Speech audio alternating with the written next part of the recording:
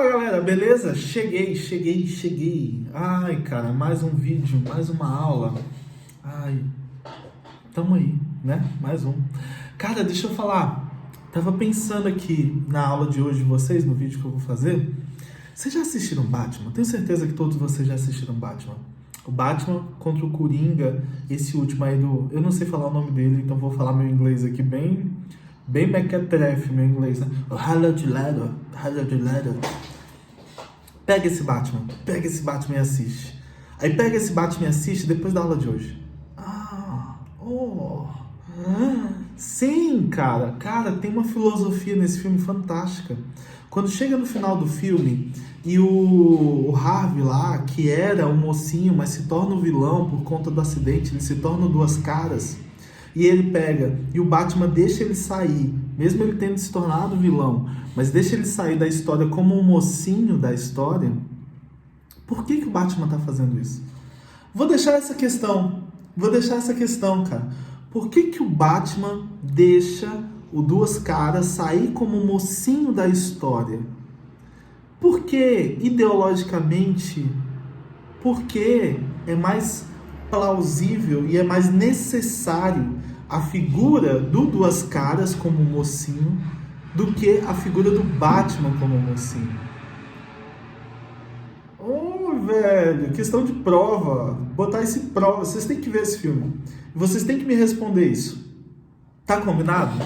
Eu vou abrir no Google, eu vou abrir lá no Forms, você vai ter que ver o vídeo para fazer.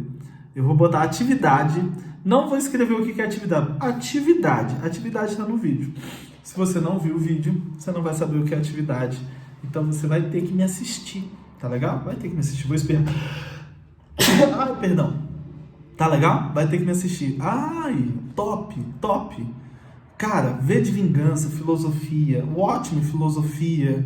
Ai, tem tanto filme legal de super-herói com filosofia, com ideia, com coisa interessante. Sabe? Aí a gente assiste Thor Ragnarok, Thor 2. Não, velho, tem muita coisa legal. Você pode assistir filme de super-herói e curtir, porque tem coisa boa.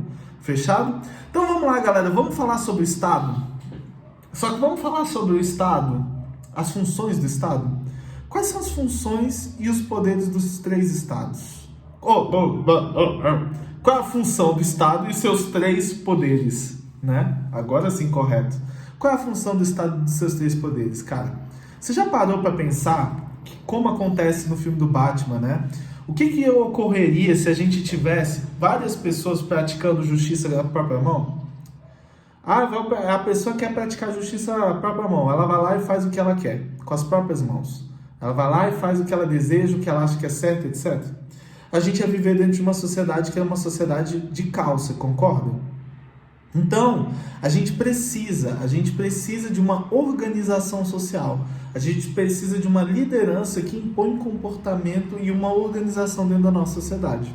Se você pegar e for lá no nosso passado histórico, e for lá nos primeiros hominídeos, eles formando grupos e sociedades e passando a viver juntos, desde esse período você já tem lideranças. Você já tem pessoas que lideram, que estimulam comportamentos que devem ou não devem ser feitos pelo seu grupo.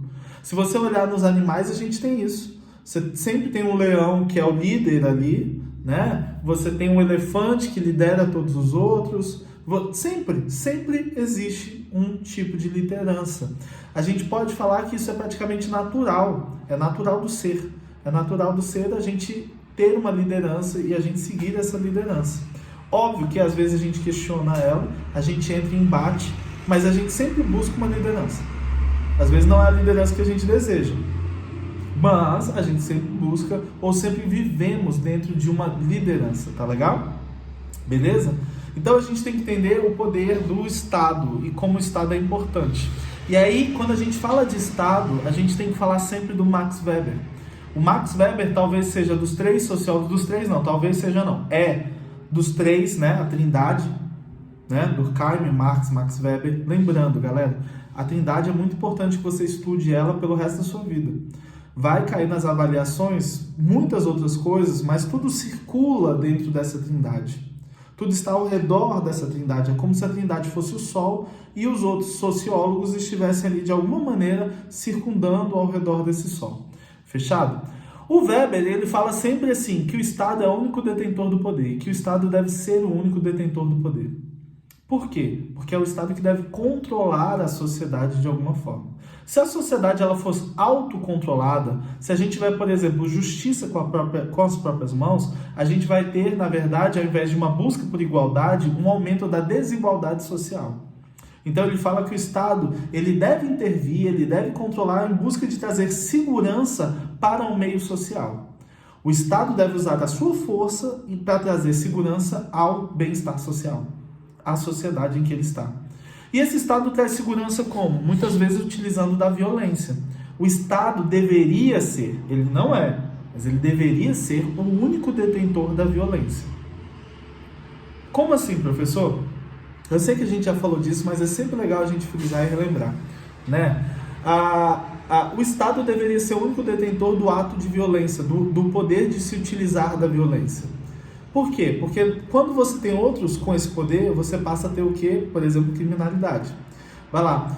Quando você tem um bandido, esse bandido está armado, ele está o quê? Ele está em posse do ato de violência. E ele está realizando o ato de violência contra o outro de maneira errada.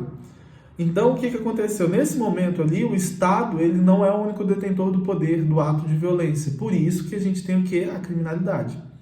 Quando um cara está te assaltando com uma arma, ou ele atira com uma arma para você ou para outras pessoas, etc., ele está fugindo daquilo que é o correto. Por quê? O Estado determinou que o único que pode ter poder do ato da violência é o próprio Estado. Agora, ele está fazendo algo errado, ele deve ser preso, ele deve ser punido. Agora, quando um policial faz isso dentro de um ambiente ao qual ele foi levado para realizar aquilo, quando um soldado faz isso dentro de uma guerra, onde ele está num ambiente que ele foi levado para realizar aquilo, o ato de violência dele passa a ser um ato justificado, passa a ser um ato que tem relevância, que é necessário para a sobrevivência do Estado. Então, o Estado é aquele que deve deter a violência, tá bom? Tem uma coisa que fala bem assim, ó. Deixa eu só botar aqui. Weber considerou assim, o Estado como soberano e quem tem autonomia em aplicar atividades que provam os interesses coletivos. Então, o Estado, ele lembra um pouco até Maquiavel.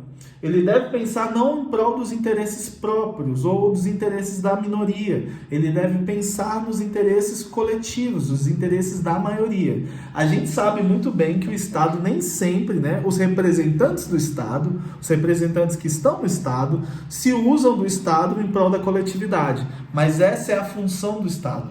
É sempre pensar no coletivo e não no individual. É sempre refletir e buscar trazer o coletivo e não o individual. Fechado? Quando a gente fala de Estado, aí é só lembrar do Montesquieu. Montesquieu, que foi um iluminista, ele pegou e ele determinou a ideia do Estado dividido em três: o legislativo, o executivo e o judiciário, certo? E o Max Weber, ele gosta muito dessa ideia dos três poderes, tá? Eu acho que tem muito a ver com a sociologia do Weber, porque os três poderes, eles impedem que um se sobreponha sobre o outro e que, de alguma forma, a gente tenha uma coletividade maior dentro do poder, tá? O legislativo é quem? É aquele que cria as leis. Eles criam as leis que devem ser, vamos dizer, realizadas ou colocadas em prática dentro da sociedade. O executivo, ele executa o trabalho administrativo, ele executa as leis que foram colocadas e estudadas pelo legislativo. E o judiciário, ele julga os comportamentos, as atitudes e a própria Constituição. E aí é interessante também a gente até marcar um pouco sobre isso. O executivo e o legislativo são escolhidos pelo voto.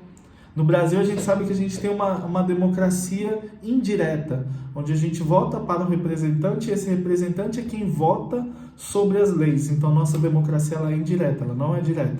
A gente não vota diretamente nas leis. Mas a gente escolhe o executivo e o legislativo. O judiciário a gente não escolhe. O judiciário é colocado lá por outras formas de avaliação e não por uma avaliação popular. Bom, negativo?